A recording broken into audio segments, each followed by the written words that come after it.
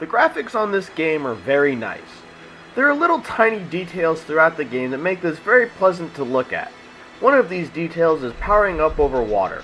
When you do so, little bits of water come up and splash against the screen. If I were to nitpick though, the hair looks a little funky with how it's styled. Still, it doesn't take away from the game, really. Not a bad soundtrack. There are a few songs that are pretty good, and the rest don't suck. Not the best, but it certainly isn't bad. As for the voice acting, well, the stuff for the normal characters is pretty much like always, so I'll just cover the voices for the custom characters. These aren't the best voices ever, but I'll forgive them and give them a break because they need to be able to fit with whatever people have on their minds when making a character. So instead of one set character, they need to be somewhat broad and vague. All in all, they aren't bad, and the sound is good.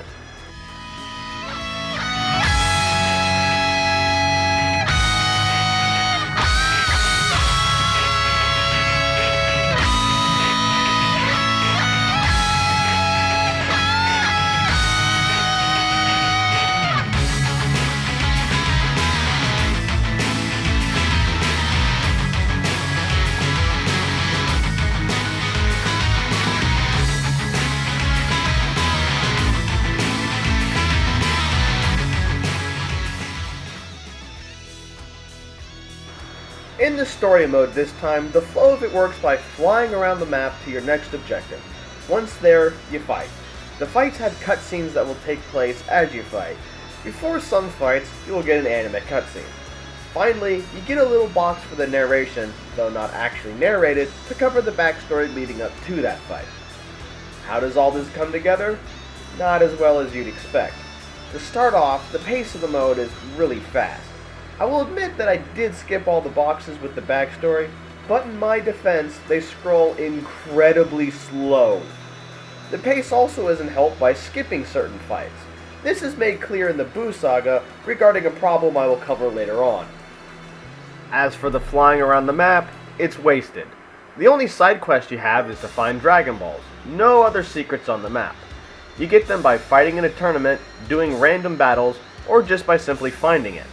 Also, for the random battles, you only seem to fight Cybermen.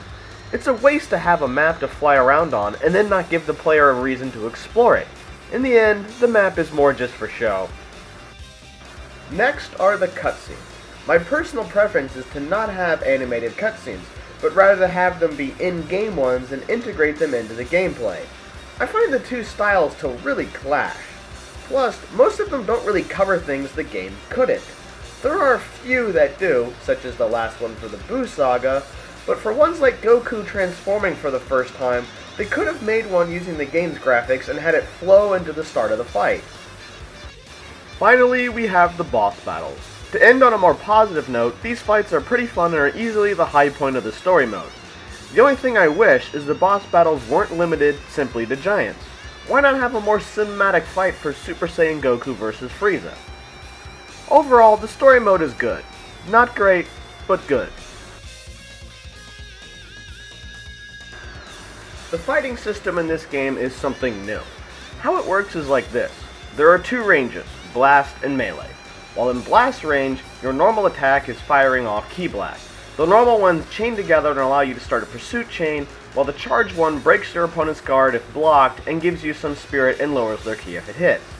In melee range, it's very similar, just with punches and kicks instead of Ki Blast. The difference comes with the charged attack. At melee range, it breaks their guard and allows you to start a pursuit chain if it's fully charged. After you land a full combo from either range, you enter a defense chance for your opponent. Both of you then pick an option. If they pick what you didn't, then you start a pursuit chain. If they pick the same thing, then they get out of your combo and do a little damage while gaining some spirit or draining ki. Also, if you attack them from behind, they don't get this defense chance. The pursuit chains are done in two ways. The first is the combo one. This drains the opponent's ki and gives you a small bit of spirit, while at the end leaves you in melee range. The second one is the smash chain. This raises your spirit and drains the opponent's ki slightly and leaves you a blast range at the end. Spirit is used to fire off supers and ultimates. Once you get enough, you can fire it off and your opponent can defend against it based on how much ki they have. The defense options you can use are defense, evade, and intercept. Defense decreases the damage and on certain attacks won't leave you flying away after. Evade starts a little button timing event where if you win, you just evade the attack completely. Finally, Intercept starts beam struggles and clashes. To use an ultimate, one player must be in red health to unlock the rest of the spirit gauge. The last thing on combat is the Strike Booster. This increases your damage, gives you hyper armor to weak attacks, gives you added attacks at the end of a pursuit chain, and finally, skips the defense chance at the end of a combo. You enter this mode when you have full ki, but each use of it lowers your max ki. So the theory behind the gameplay is you need to manage your ki while predicting your opponent's attacks and countering based on the situation and all that. The problem is how they handled the defense. Everything is based off how much ki you have. That basically means if you have no ki, you are defenseless. The only chance you have to defend without ki is by either blocking or getting the right defense against your opponent's combo. If you get stuck in a smash pursuit chain with no ki, you can expect to take that, and then the super that will follow from it, resulting in a large amount of damage. The main issue here is how ki is needed to recover out of pursuit chains, along with the fact you start with no ki. I can see why they had ki be what helps you recover, so when your health gets low you can still put up a good defense by having ki, but it allows one player to dominate too easily. So ki should still play into it, but health should as well. Better have players start with full ki. As ki is used for defense and not for supers, this would only make the start of the match more intense and harder for one player to simply dominate early on. The other big issue is the attacker has basically every advantage. They are the ones able to gain time to charge ki. They lower the ki of their opponent. They gain spirit. While making it so being aggressive is rewarding does prevent overly defensive play and makes the fights more interesting, with how the system here works, if someone enters a strike booster while their opponent has no ki, they can basically end it before it runs out. I don't mean to keep talking about how much of a problem ki is, but I found it to be a huge issue. All of that said, the game can be fun if you aren't being hyper-serious competition annoying guy. It has its charms, and I personally do think it's fun to play. Though keep in mind, that isn't a dismissal of the previous points. First, I'll cover the items, or skills as they are called now. These are much more limited than in previous games. You now only have 3 slots to equip skills, and the skill sets are universal. No more different setups for each form. Also, the items only increase your base stats. No more items that do things like increase ki charging speed, health regeneration, armor, faster charging time, etc., etc.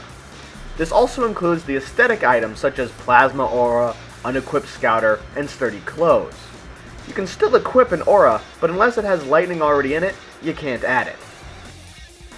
Now for the big one. Hero mode. To start off, you have 3 types: standard, small, and large. You can only have one character for each type. After picking the character, you're taken to the customization screen. Here you can change the name, hair, outfit, skin color, and voice. There is no option to create anything other than a male Saiyan. The creation is limited. More limited than even a first try should be. You only get to pick from 3 things: hair, outfit, and voice. The rest of the options are just changing the color of everything. Now, they did get the color options right, but it's still very limited. Also, to address the whole no females thing, there is no reason for this at all. They did say the story was made for a male Saiyan, but there was nothing in the story at all that would have required the character to be male. Just pronouns from the narrator, which could have easily be written to be gender-neutral phrases such as the hero or young Saiyan. They even show examples of how to do this in the narration. After you've made your character's appearance, you get to set up the rest. This, of course, are their skills, fighting style, and attacks. Skills are universal and include the aura, but the rest is limited for the small and large types. Only the standard size has a large list of fighting styles and attacks to pick from. While I do like the idea of having certain attacks and fighting styles limited to certain sizes, this seems too limited for the other 2. As for the mode itself, it has issues. The first is the story. There's no backstory to your character at all. Maybe they wanted to leave it vague so you could fill it in for yourself, but if I'm already going to have a set role in a story, I'd rather it be fleshed out more. Also, your characters do level up and get stronger, but this system is also flawed. There's a stat cap of some sort, but it's hidden and never explained in the game. That is just annoying. The story itself is really short and the pace is incredibly rushed. On top of that, you hardly interact with any DBZ character. Part of the fun of doing something like this would be having your character interact with the rest of the cast, but you only fight 5 unique characters and none of them are Goku. You never meet Goku in the story at all. No, having him as a master does not count as story interaction. The other part about this mode is how the difficulty scales. It isn't so much that it just gets harder, as how the difficulty seems to come from having the player fight incredibly overpowered enemies. You start to fight people who can almost kill you with a single combo and super. It becomes fights of never letting your opponent do anything and never making a single mistake. This isn't a fair challenge. The last part are the masters. The core of this system is done well, but it still needs work. The first is, it would be nice if you had to search out the masters on the world map to get them. Apart from giving the player a reason to explore the world, it would also add interaction between the player and their master. Second, working on mastering everyone starts to feel like a chore, partly due to how the game handles difficulty, but also because all you do is fight. Throw in some mini games here and there. Training is more than just sparring. So, how does this mode stand up? Well, it is pretty fun since you are using your own character. The only problems with it come from how limited it is. This needs to be vastly expanded to become a great mode. First, the good. Those attacks are amazing to look at. Just wow. Then add in the destruction from them, and you have probably the best attacks in any DBZ game. The presentation on them is amazing, and they take out large chunks of the environment, on most stages anyway. For what transformation scenes are in the game, they are done well, though that timer is rather annoying. Also, the physical attacks themselves were made much more cinematic and more like DBZ, though it would be nice if there was more variety to them and each character didn't share the same attacks. The bad is the roster. It's just a complete mess. The game has fewer characters than Raging Blast 1. Coming off of Raging Blast 2, this is a huge cut. Then there are the characters that were cut. The list is by far too long to cover in this video, but some highlights are Super Saiyan 2 Vegeta, Gohan, Goten, Kid Trunks, Trunks, and Gotenks Boo. Also, the only GT characters in this game are Super Saiyan 4 Gogeta and Omega Shenron. There is no way to justify this roster, it's just terrible. And it even hurts the other modes, mostly story, by cutting out fights. The costumes though, these are an improvement. While they're all costumes missing, the ones that are in the game have much better damage. So what it comes down to is this. For the characters that are in the game, they are done really well, but there are a lot of characters missing that you would never expect to get cut. Overall, this is a step back. For what the game does well, it does really well, but it just does too much wrong. With that said, I would still suggest people check this game out. Hopefully in some way that doesn't involve buying. The game has a charm to it, and even though limited, making your own characters is still really fun. Though, this won't save the score. Final score, 5 out of 10.